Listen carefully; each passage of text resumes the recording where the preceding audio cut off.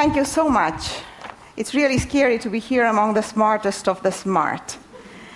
I'm here to tell you a few tales of passion.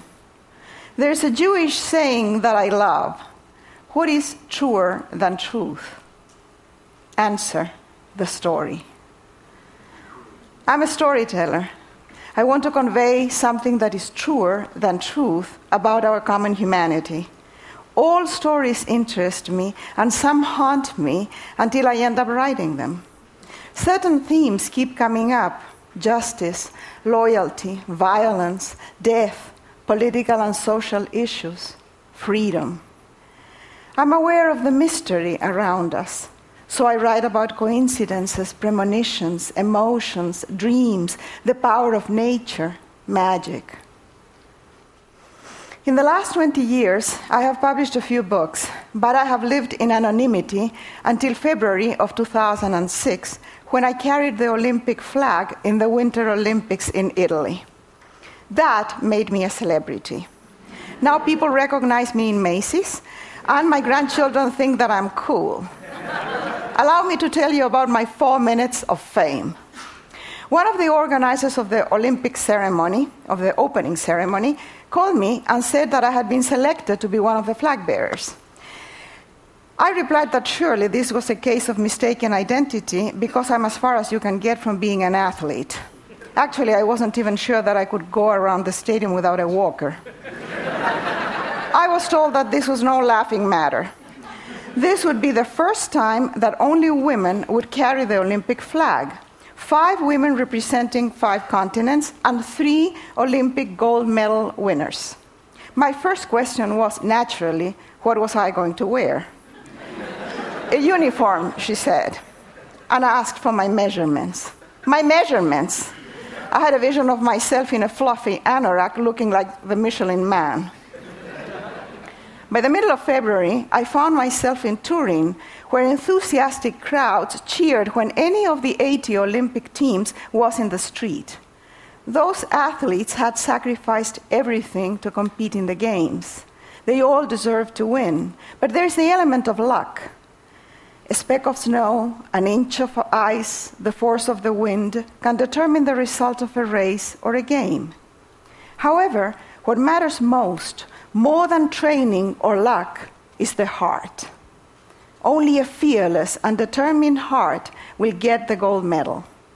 It is all about passion.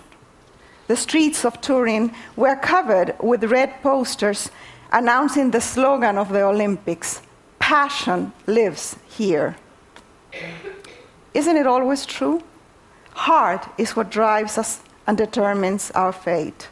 That is what I need for my characters in my books: a passionate heart. I need mavericks, dissidents, adventurers, outsiders, and rebels who ask questions, bend the rules, and take risks. People like all of you in this room. Nice people with common sense do not make interesting characters. They only make good former spouses.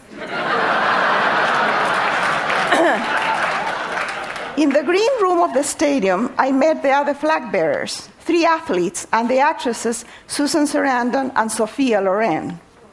Also 2 women with passionate hearts, Wangari Maathai, the Nobel Prize winner from Kenya, who has planted 30 million trees, and by doing so she has changed the soil, the weather, and in some places in Africa, and of course, the economic conditions in many villages. And Somali Mam, a Cambodian activist who fights passionately against child prostitution. When she was 14 years old, her grandfather sold her to a brothel. She told us of little girls raped by men who believe that having sex with a very young virgin will cure them from AIDS. And of brothels where children are forced to receive 15 clients per day, and if they rebel, they are tortured with electricity. In the green room, I received my uniform. It was not the kind of outfit that I normally wear, but it was far from the Michelin Man suit that I had anticipated. Not bad, really. I looked like a refrigerator. But so did most of the flag bearers, except Sophia Loren, the universal symbol of beauty and passion. Sofia is over 70, and she looks great. She's sexy, slim, and tall with a deep tan. Now, how can you have a deep tan and have no wrinkles? I don't know. When asked in a TV interview how could she look so good, she replied, posture. My back is always straight, and I don't make old people's noises. So there you have some free advice from one of the most beautiful women on earth. No grunting, no coughing, no wheezing, no talking to yourselves, no farting. Well, she didn't say that exactly. At some point around midnight, we were summoned to the wings of the stadium, and the loudspeakers announced the Olympic flag, and the music started. By the way, the same music that starts here, the Aida March. Sophia Loren was right in front of me. She's a foot taller than I am, not counting the poofy hair. She walked elegantly, like a giraffe on the African savannah, holding the flag on her shoulder. I jogged behind, on my tiptoes, holding the flag on my extended arm, so that my head was actually under the damn flag. All the cameras were, of course, on Sophia. That was fortunate for me, because in most press photos, I appear too, although often between Sophia's legs. A place where most men would love to be. The best 4 minutes of my entire life were those in the Olympic Stadium.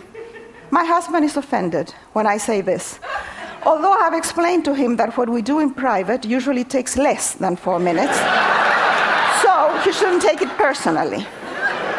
I have all the press clippings of those 4 magnificent minutes because I don't want to forget them when old age destroys my brain cells. I want to carry in my heart forever the key word of the Olympics, passion.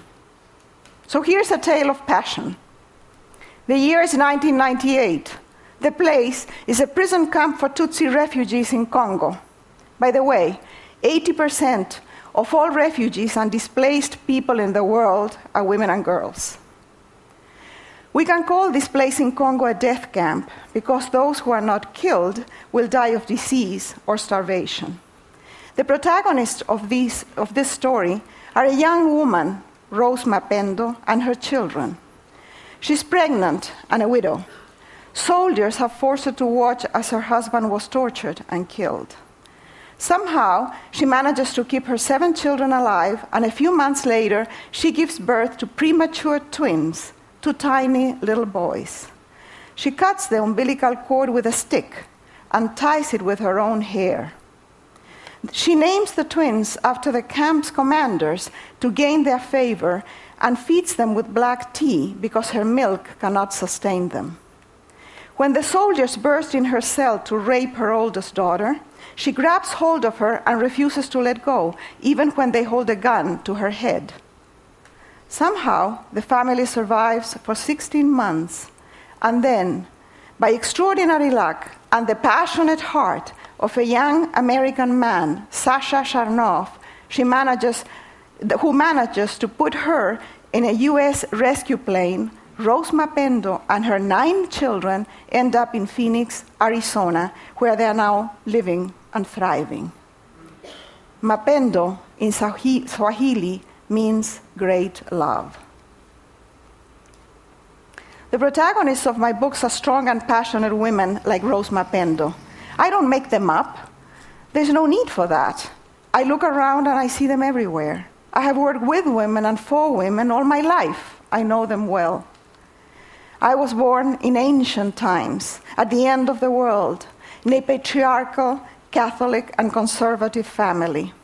No wonder that by age 5 I was a raging feminist, although the term had not reached Chile yet, so nobody knew what the heck was wrong with me.